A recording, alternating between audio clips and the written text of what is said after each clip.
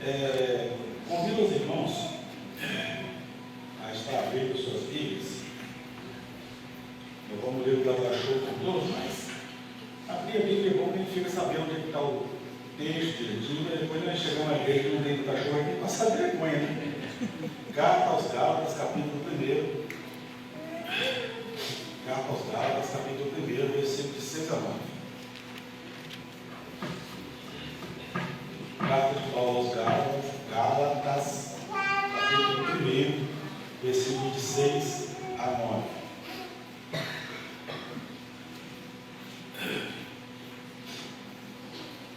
Lemos juntos? Quem se pudesse pôr de pé, vamos ler toda a palavra de Deus. Vamos lá?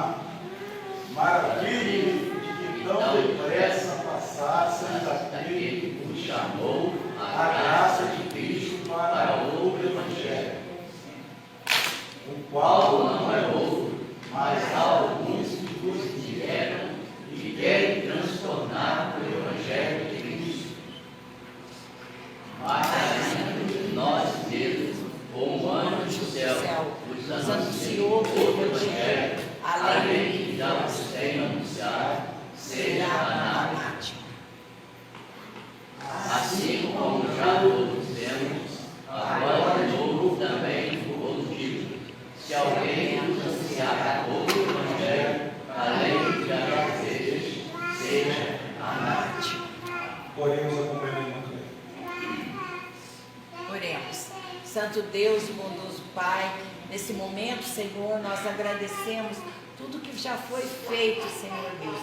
E agora, Pai, apresentamos, Senhor Deus, o irmão Luciano. Toma ele em suas mãos, que ele não fale dele, mas que ele fale a mensagem que nós precisamos ouvir da tua boca, Senhor. Muito obrigada por tudo, muito obrigada por tudo que já foi feito.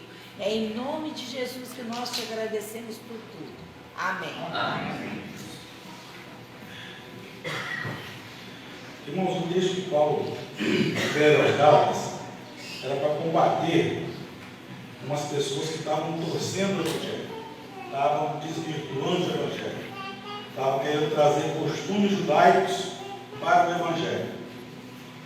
E existiam pessoas que estavam ali simplesmente para isso, para transformar, como diz o texto ali, para moldar, modificar o Evangelho de Cristo. Então, o nosso tema da mensagem de hoje é o Evangelho Apostólico. O que é o Evangelho Apostólico? Como os irmãos já sabem, de vez em quando eu tenho a oportunidade de falar, eu sempre lanço críticas ao falso evangelho que é pregado. Eu sempre lanço muitas críticas mesmo a um evangelho fácil, a um evangelho que você compra a sua bênção, que você adquire. Você não vai a uma igreja para cultuar, você vai à igreja fazer um negócio com Deus.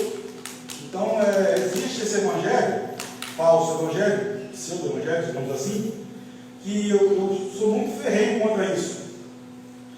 Mas hoje a mensagem é uma mensagem positiva, não é uma mensagem negativa. Hoje eu quero, vou tentar, aprender junto com os irmãos, trazer algumas características do verdadeiro Evangelho. O Evangelho de Cristo. O que é o Evangelho de Cristo? Notem bem que o texto Paulo fala que eles, um anjo ou outra pessoa pregar alguma coisa que seja diferente, seja anátema. O que é anátema, irmãos? Maldito. Seja tirado do meio. Não deem ouvidos, não sigam. É isso que Paulo está falando. Mas aí eu pergunto: homens podem pregar o evangelho? Falso? Pode. Né? Eu até brinquei hoje na classe de cima, não vou nem falar, né, que a gente vê alguns nomes de igreja aí, que a pessoa simplesmente abre uma igreja e está com o nome lá, e que não tem nada a ver com o evangelho. Parece uma brincadeira, mas é sério, porque desvirtua o caminho para o céu da pessoa. A pessoa vai lá, vai ser enganada, infelizmente vai ser enganada. Pastor Pedro, ele pregando aqui no domingo passado, ele falou algo que eu já ouvi há muito tempo atrás, que a palavra de Deus é alimento para o espírito, para a alma. Nosso corpo precisa de alimento. Nós precisamos comer todos os dias. Mas se nós comermos mal, comermos comida estragada, comermos comida envenenada, que pode nos acontecer? A gente vai ter as consequências disso. Então, se a palavra de Deus é o alimento para o espírito, é o alimento para a alma, nós deveremos nos alimentar bem do verdadeiro evangelho, que é o evangelho de Jesus. Então, homens podem pregar, mas e anjos? Podem pregar o evangelho?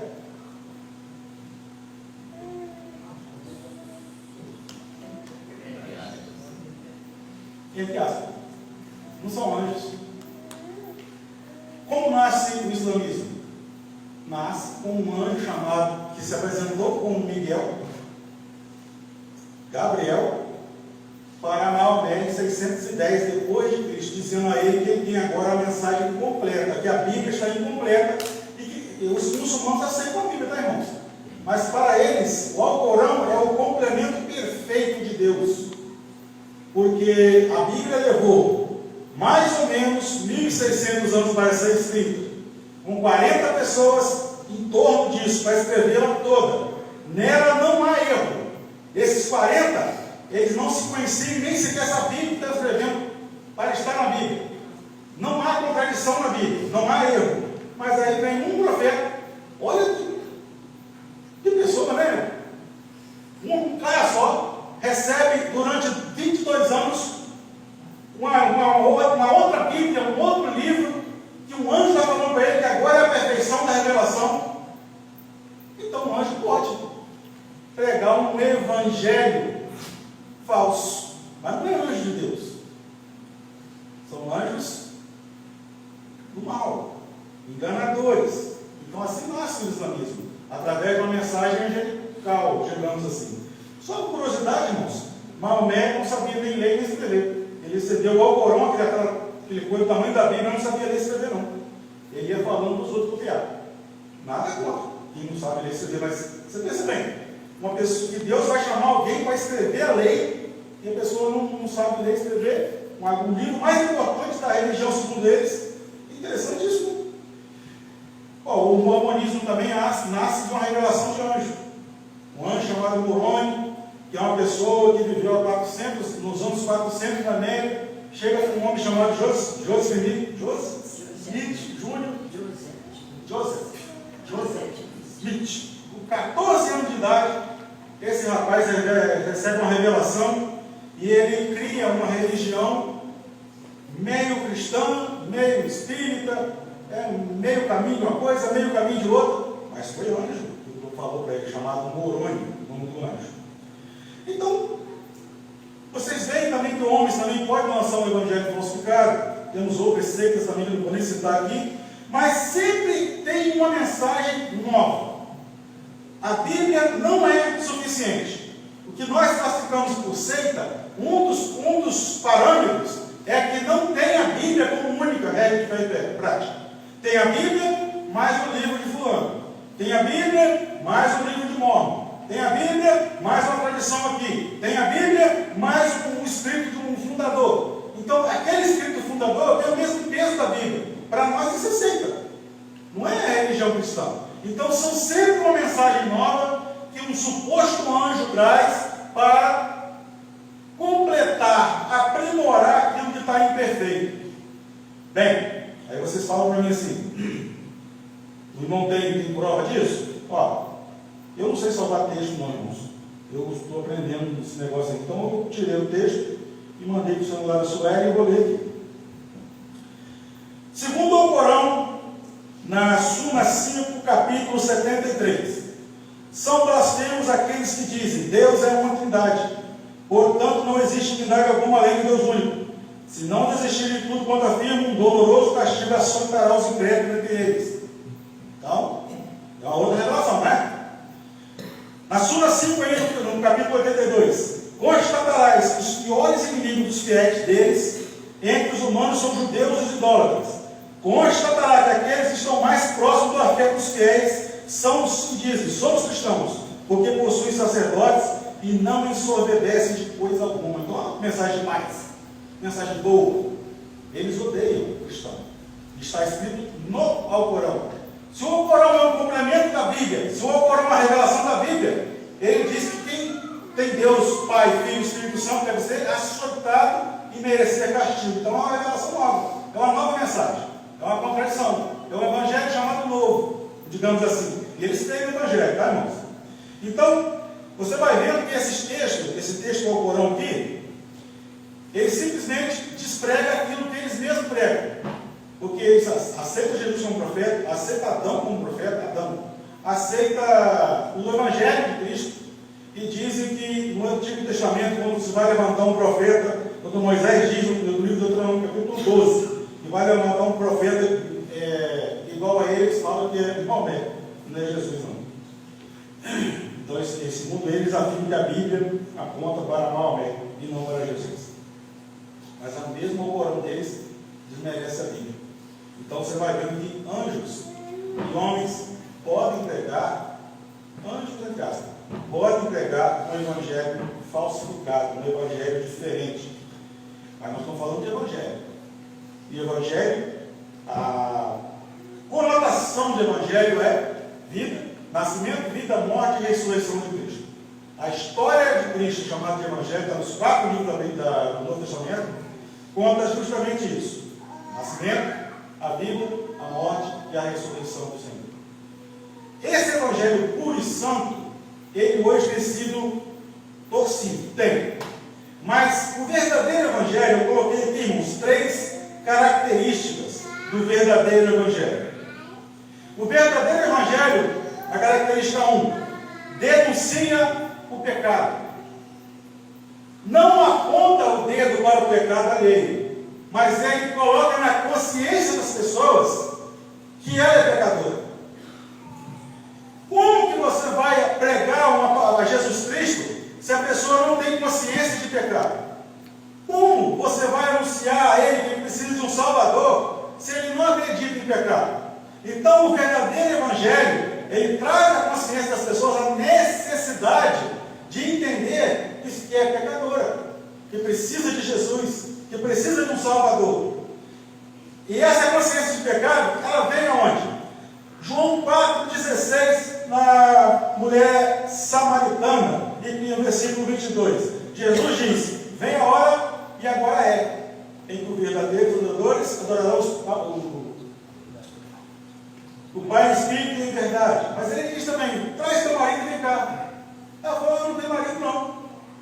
Por quê? Porque Jesus colocou na cabeça dela a consciência de pecado, que até então ela tinha 5, estava com mais um que não era dela, que eu não sei o que quer dizer esse texto, mas ela estava inconscientemente levando a vida dela. Então Jesus põe na cabeça dela a consciência de pecado, e ela ia adorar no Monte Gerizim. E Jesus disse para ela: nem aqui e nem em Jerusalém, mas a salvação vem dos judeus. E ela perguntou: és tu maior que Jacó? Eu sou Cristo, ele responde para ela. Raramente Jesus falou isso na Bíblia, mas ele falou: eu sou o que falo contigo. Então Jesus põe o evangelho verdadeiro, põe na cabeça das pessoas, põe no entendimento das pessoas a consciência de pecado. E quando a gente tem, irmãos, a consciência de pecado, nós somos convencidos que somos pecadores. Aí vem a segunda característica: a urgência do arrependimento. Marcos 15 diz: eu não me arrependei-vos e crede no Evangelho. Mateus 4,17 também fala: crede no Evangelho, com pressa. Por que será? Porque se tem uma coisa que a gente não sabe o que vai acontecer, é se eu vou sequer conseguir piscar o olho mais uma vez. Se tem algo que a gente não consegue prever, é o futuro. O futuro é vão. O futuro, ele é incerto. O pastor Eli falou hoje aqui que seu tio, né, pastor? 99 anos. Nós tivemos aqui a irmã Maria, 102 anos, saúde. Está melhor que onda aqui. Não estou nem brincando, não, sério. Mas tem pessoas que vão cedo. Tem pessoas que partem cedo. Então deixar para se arrepender mais tarde é no mínimo uma ideia de falta de inteligência. Porque deixar para se arrepender depois, mas depois de quê? Porque tem muita gente que pensa o seguinte: eu vou melhorar minha vida e vou voltar para o Evangelho. Primeiro você volta para o Evangelho, que o próprio Espírito vai te ajudar a melhorar a vida. Se eu for ter a consciência que eu preciso melhorar para aceitar Jesus, eu nunca aceitarei Jesus, porque eu sempre tenho algo de ruim para melhorar. Não tem jeito. A nossa vida dia a dia é uma vida de melhora?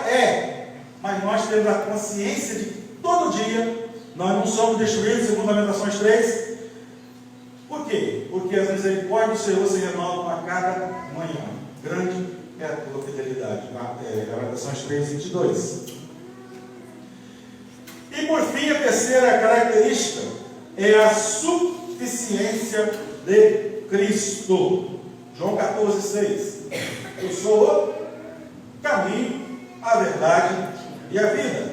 Ninguém vem ao Pai a não ser por mim. Atos 4, 12. Em nenhum outro há salvação, em nenhum outro nome há dado entre os homens que importa que sejamos salvos. Romanos 10, 13. Porque todo aquele que invocar o nome do Senhor será salvo.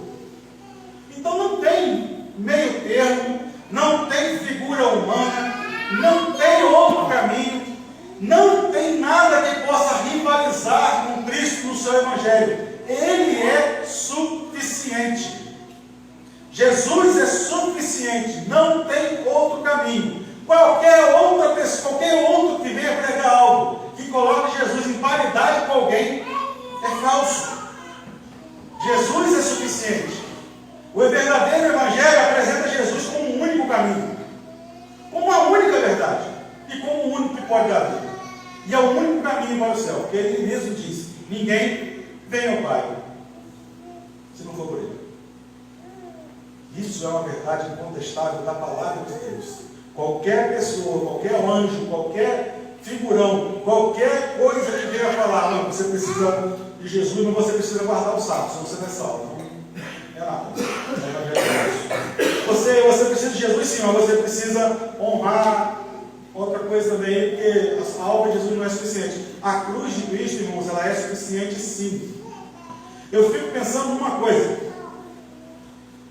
As pessoas,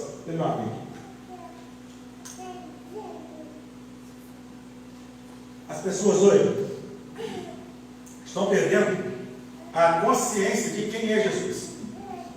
De quem é Jesus.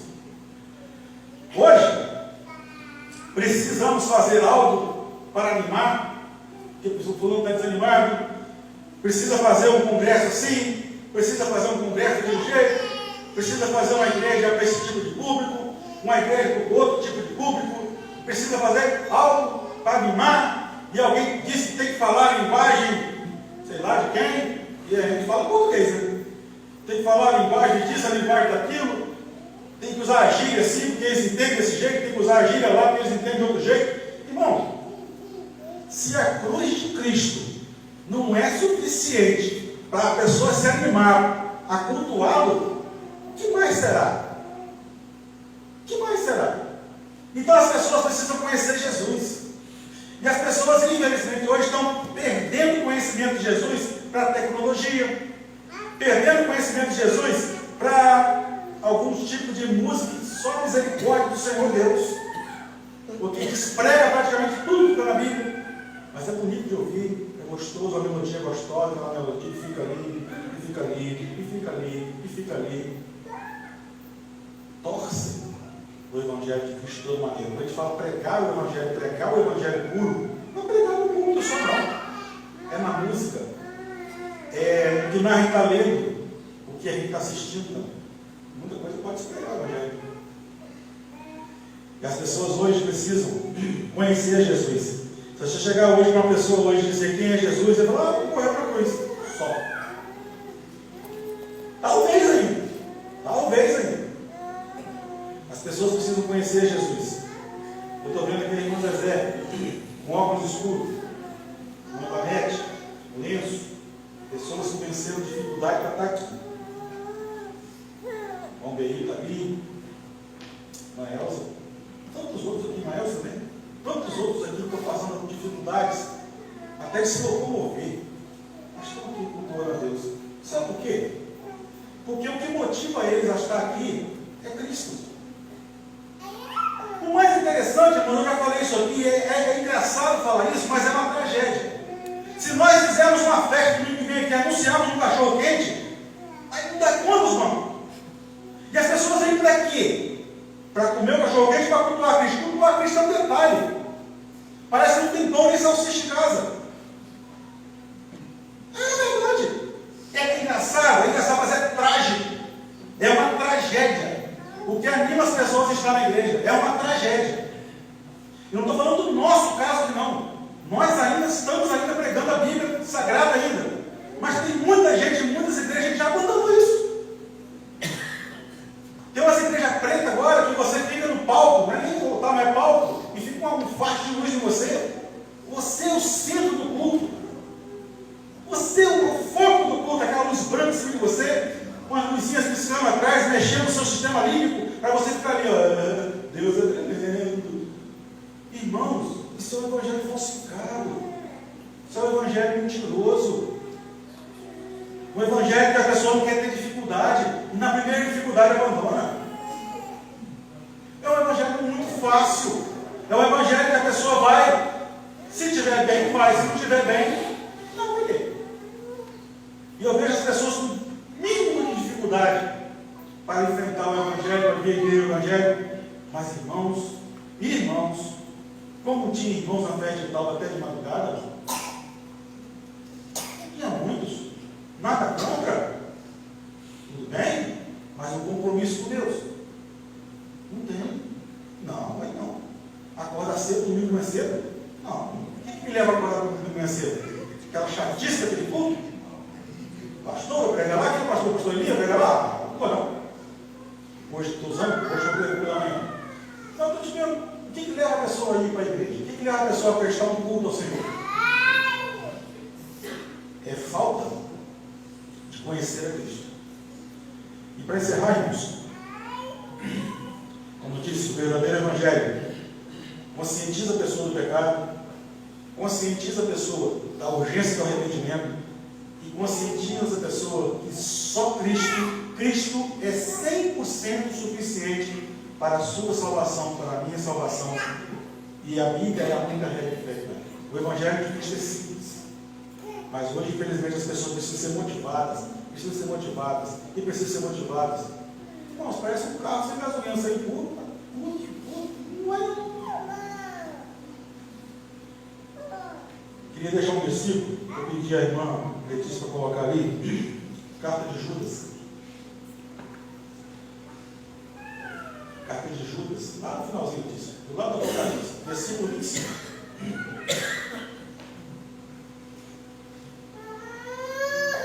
Olha que coisa mais linda, irmãos. Ao Deus único, sábio, Salvador nosso, seja glória, majestade, domínio e poder agora para todos sempre. Amém. Na minha tradução da Sé, o único Deus, nosso Salvador por Jesus Cristo, nosso Senhor, glória, majestade, domínio e poder, antes de todos os séculos e agora para todos sempre. Amém. A Ele seja glória. A Ele seja dado todo o louvor. A Ele seja dado toda a nossa gratidão. A Ele seja posto os nossos fardos. A Ele nós nos voltamos como único e suficiente Salvador, Jesus Cristo, o Filho de Deus. Amém, irmãos? Mais algum anúncio, pastor Pedro?